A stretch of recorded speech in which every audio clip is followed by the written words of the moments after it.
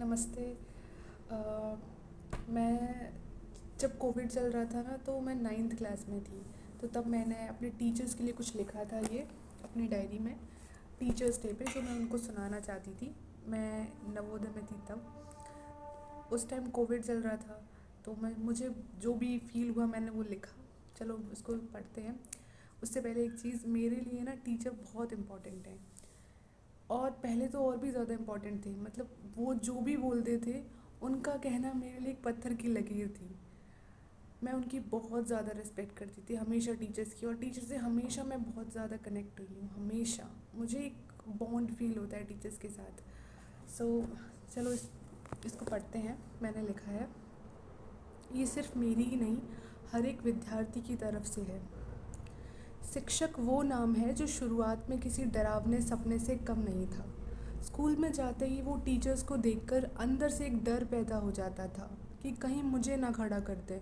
बहुत देर तक टीचर्स की नज़रों से बचने के लिए संघर्ष करते थे। फिर टीचर्स के क्लास के बाहर जाने के बाद राहत की सांस मिलती थी। सोचते थे कब इनसे छुटकारा मिलेगा, 15-20 सालों तक तो ये पीछा ही नहीं छोड़ेंगे। इससे अच्छा सोचा कि अच्छे से ही कर लेते हैं जो भी करना है। तो हम अब बड़े हो चुके हैं, टीचर्स के साथ थोड़ा बहुत घुलने मिलने लगे हैं। अब जब हम टीचर्स को पढ़ाने के लिए संघर्ष करते देखते हैं कि कभी नेटवर्क कम आ रहे हैं, उस पर भी वो ट्राई करते रहते हैं, शायद कि अब नेटवर्क सही आ गए हों, और फिर पढ़ाने लगना, आवाज़ कट जाने पर फिर अपनी बात दोबारा दोहराना बार बार, कई बार बच्चों से कहना बच्चों सुनाई दे रहा है, कि शायद बच्चा सुन नहीं पा रहा है या समझ नहीं पा रहा है।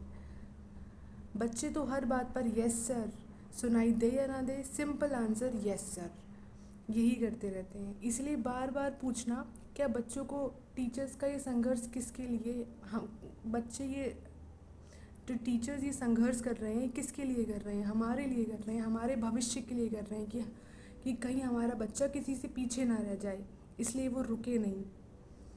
एक बच्चे को सामने पढ़ाने वाला शिक्षक आज एक छोटी सी स्क्रीन के सामने पढ़ाने पर मजबूर है, पर उसने हार नहीं मानी। चाहे 4 बच्चे आए क्लास में या 5 आए, कोशिश की। हमारे से ज़्यादा बच्चे, ज़्यादा से ज़्यादा बच्चे शिक्षा लें। वो चेहरा जिसकी शायद पहले देखकर रोंगटे खड़े हो जाते थे, वो चेहरा जो कुछ समय पहले तक बिल्कुल अनजान था, आज अपना सा लगता है। कभी किसी टीचर को थोड़ा सा समझ कर देखो, थोड़ा गहराई में जाकर देखो।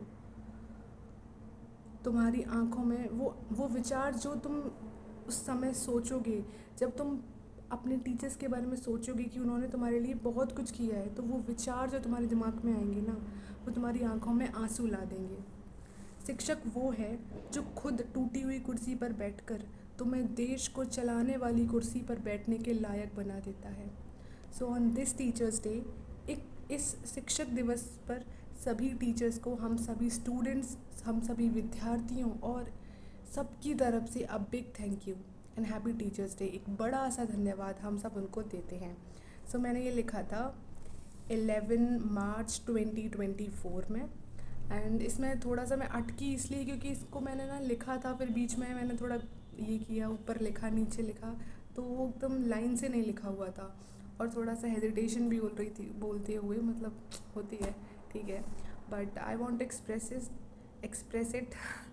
सो अगर मेरे नवोदय के कोई एक भी टीचर जिन्होंने मुझे पढ़ाया है, अगर वो इसको सुन रहे होंगे, तो आई जस्ट वॉन्ट टू से थैंक यू।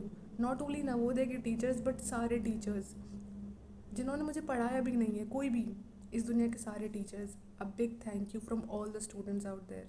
Thank you.